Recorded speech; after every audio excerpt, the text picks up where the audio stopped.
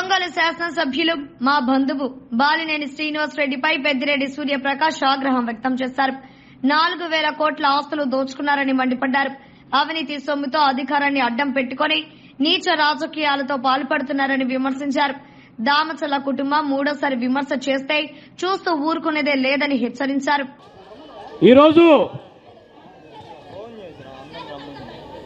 NT Ramarao గారు 1983లో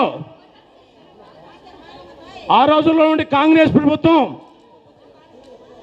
జాతీయ పార్టీలన్నింటి కూడా రాష్ట్రంలో ఏదైతే మన ప్రాంతీయ పార్టీలు కూడా ఉండాలా, పేదలకు అండలుగా ఉండాలా, మరి బడుగు బలహీన వర్గాలందరూ కూడా పదవుల్లో కానీ అభివృద్ధిలో కానీ వారందరికీ కూడా గౌరవం పెరగాలంటే 83లో ఎన్టీ రామారావు గారు తెలుగువాడు, తెలుగు నేలం తాకినటువంటి తెలుగు భాషని మరి భారతదేశానికి కాదు ప్రపంచానికి గుర్తించినటువంటి పార్టీ ఇది తెలుగుదేశం పార్టీ.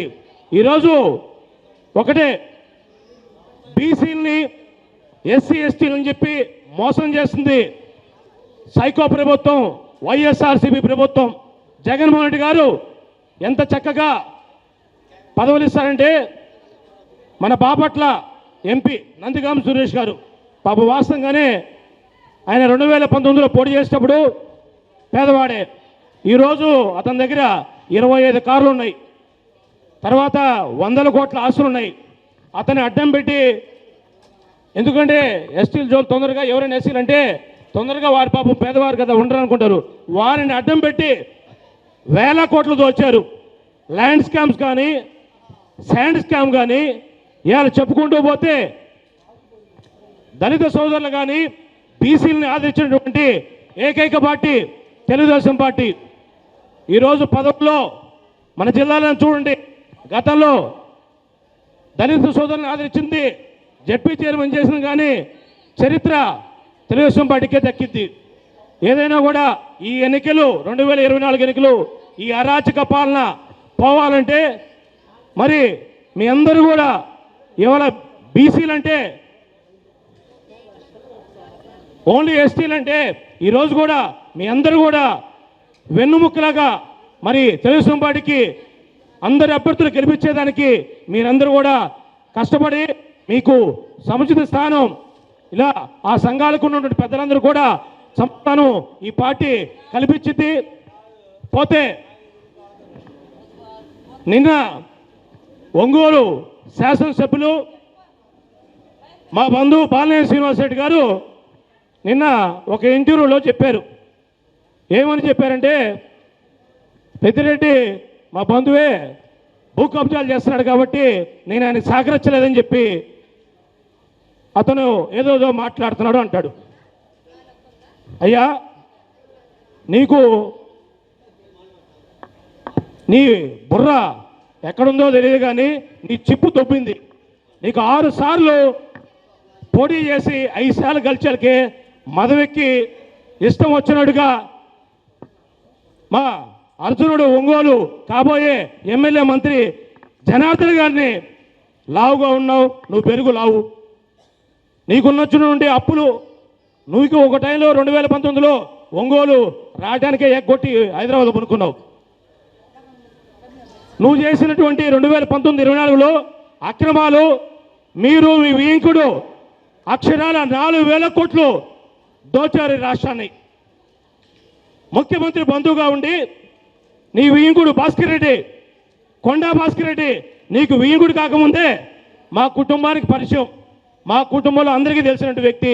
అతని స్థితిగతులు ఏంది, అతని ఆస్తి ఏంది మాకు తెలుసు. నీ వింకుడు కాకముందే నీతో ఏమేమి వ్యాపారాలు చేశాడు, నీతో ఏమేమి రాజకీయాలు చేశాడు ఆ చరిత్ర కూడా నేను చెప్తా. ఇప్పుడు ఎంత గౌరవం అంటే, రాజశేఖర రెడ్డి గారు ముఖ్యమంత్రిగా ఉన్నప్పుడు ఇదే పెద్ద మనిషి వైజాగ్లో దాదాపు 200 ఎకరాల చిల్లరు చెరువు అనేటువంటి ఆ భూమి పడితే తీపిచ్చి దాన్ని అమ్మి దానిలో వచ్చిన వాటాలకి ఇతను సంబంధం కలుపుకొని తన కొడుకుని పుత్రుని తన బిడ్డకి ఇచ్చాడు. తప్పేం లేదు, అది కూడా పెళ్లి చేసుకోవడం, ఒకరొకరు కలవడం మంచిదే. కానీ మీ కలవడమే అవినీతి సొమ్ముతో ప్రభుత్వాన్ని అడ్డం పెట్టుకొని, అధికారాన్ని అడ్డం పెట్టుకొని మోసం చేసిన కుటుంబం బాలినేని శ్రీనివాసరెడ్డి. పిల్లికి పిచ్చివాడు. ఈరోజు అక్రమ సంబంధంతో విచ్చలవిడిగా లక్షలు పెట్టి బర్రెల్ని గొర్రెల్ని కొన్నట్టు కొనేస్తున్నాడు. వాళ్ళ జనార్దన్ గారి కుటుంబం చరిత్ర తెలిస్తే వాళ్ళు 1980 నుంచి పార్టీలో వాళ్ళ తాతగారు ఎన్టీ రామారావు క్యాబినెట్లో మంత్రిగా చేసినట్టు వారు, చంద్రబాబు గారు క్యాబినెట్లో మంత్రిగా చేసినట్టు వారు. వాళ్ళ చరిత్రకి నీ చరిత్రకి ఎక్కడ సరిపోతుందని నేను అడుగుతున్నా. ఇవాళ ఇంకొకటి పోతూ మాట అన్నాడు, ఆ ప్రాపర్టీ నీలం నాగేంద్ర వాళ్ళు మాట్లాడవని. నీలం నాగేంద్ర గారికి నాకు జరిగిన ఇష్యూ అది పబ్లిక్ అంతా తెలుసు. అది వాస్తవంగా తన ప్రాపర్టీ, తన కాగితాలు అయితే తన కోర్టులో ఎందుకు వేసుకోలేదు? లేదు. ఈరోజు కూడా మంగమూరులో ఉండేటువంటి తిరుమస్వామి, మంగమూరులో ఇంకొక అతను గోపి, వీళ్ళిద్దరు రాజకీయాలు ఎలా ఉన్నాయంటే నేను నాగేంద్ర దగ్గర తిరుగుతూ ఫ్యాబ్రికేట్ డాక్యుమెంట్లు చేస్తూ ఈ నకిలీ పత్రాలు సృష్టిస్తూ దళిత సంఘం ముసుగులో వీరు చేసిన అరాచకాల్ని నేను మొత్తం బయట పెడతా. ఇవాళ మీ అక్కడ ఒక కార్పొరేట్ ఉన్నాడు, వేమూరు మాలాద్రి క్యాబ్ గుర్తుపెట్టుకో. నువ్వు నా ప్రాపర్టీ విషయంలో బాలినేని ప్రేమితుడిని పక్కన పెట్టుకొని నా మీద SC/ST ల్యాండ్ గ్రాబింగ్ కేసు కట్టించారు. ఆ పాపం ఓరగబోదు, సర్వనాశనం అయిపోతారు, మీకు రాజకీయ బొంద పెడతారు. నేను చేసిన తప్పుంటే ఎవరైనా సరే నిష్పక్షపాతంగా ఎంక్వైరీ చేయాలా? ఏం మొత్తం నిద్రపోయారు? నీది కాదు నాది కాదు అని చెప్తావు. నీకు ఎవరిచ్చారు హక్కులు? దానికి చట్టాలు ఉన్నాయి, కోర్టు వ్యవస్థలు ఉన్నాయి. నువ్వేదో విచ్చలవిడిగా మాట్లాడి నా గురించి నీలం నాగేంద్ర మాట్లాడంటే, నీలం నాగేంద్ర గారు మాట్లాడినా ఎవరు మాట్లాడినా వాస్తవాలు 2.5 సంవత్సరాల క్రితమే నేను ప్రెస్ మీట్ పెట్టి చెప్పున్నా. కోర్టులో, హైకోర్టులో 8 మంది పార్టీలు చేసి నేను కోర్టులో వేసున్నా. చట్టపరంగా పోయే వాటిని కూడా మరి దళిత సంఘాలని ఉన్నటువంటి కొంతమంది తప్పు చేసే వాళ్ళని ఎంకరేజ్ చేసి నా మీద ఉసుకొలుపుతాన్నా, కేసులు పెడతానా.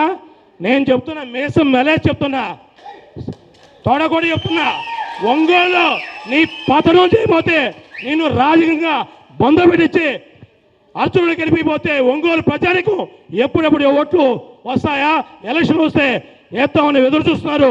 నీ పతనం తప్పదని చెప్తున్నా. పోతే ఇంకోటి, నా మీద భూ కబ్జా కాదు, ఎవరి మీదైనా మాట్లాడతాడు.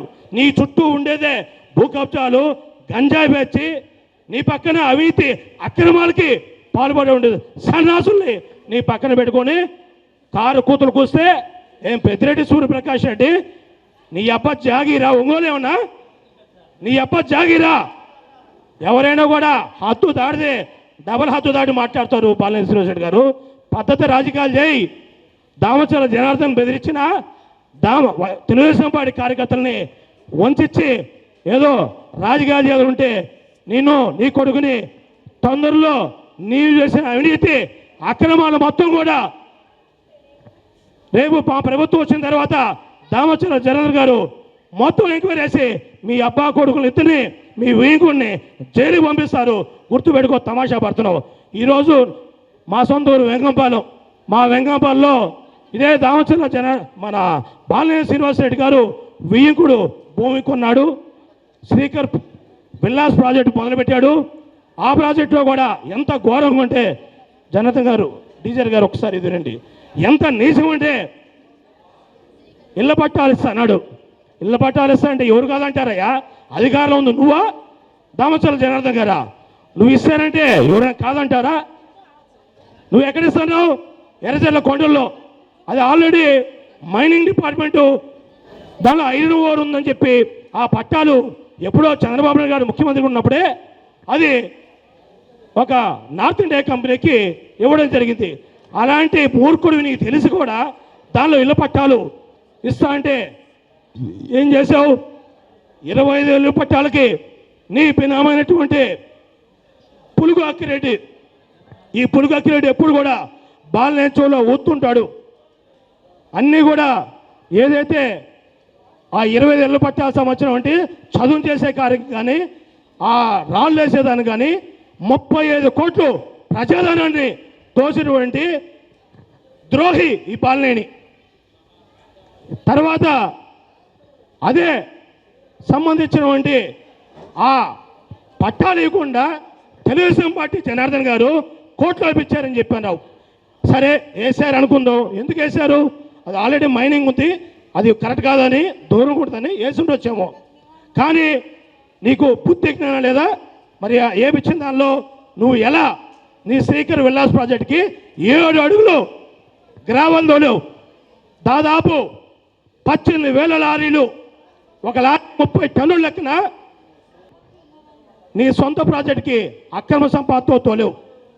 దీని మీద ఏదైతే ఈ శ్రీకర్ విల్లా ప్రాజెక్టులో పార్కు వదిలినటువంటి స్థలం 5 ఎకరాలు ఈయన సొంత ఊరు కొనిజేడు బాలినేని శ్రీనివాసరెడ్డి.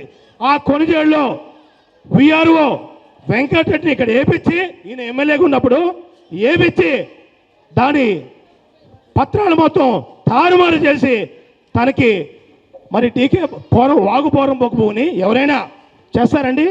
నీతి నిజాయితీ అంటావు, చేసేయండి కబ్జాలు. ఇలాంటి వ్యక్తిని కూడా మీరు అందరూ కూడా గమనించి ఏదైనా కూడా నీ ఇంకా పైశాచికాలు మొత్తం చాలా ఎపిసోడ్ల మీద నేను వదులుతా. నీ దూరం నీతో ఎంత దూరం అయినా సరే, కోర్టులైనా సరే, డైరెక్ట్గా అయినా సరే సవాల్ నీ మీద ఎక్కడికైనా పోరాడతా. నీవు, నీ కొడుకు, నీ వీగుణ్ణి జైలు పంపించిన దాకా నేను నిద్రపోను. దామచర్ల జనార్దన్ గారి గెలుపుని ఎవరు ఆపలేరు. మీరందరూ కూడా మన ఒంగోలు పార్లమెంట్ అభ్యర్థి మాగుంట శ్రీనివాసరెడ్డి గారిని, అలానే మన ఒంగోలు కాబోయే ఎమ్మెల్యే మంత్రి అర్జునుడు దామచర్ల జనార్దన్ గారిని అత్యంత భారీ మెజార్టీతో గెలిపించాలని ఎస్టీ సోదరులందరూ కూడా పేరు పేరున అందరికీ నా నమస్కారం తెలియజేస్తూ సెలవుసుకుంటా.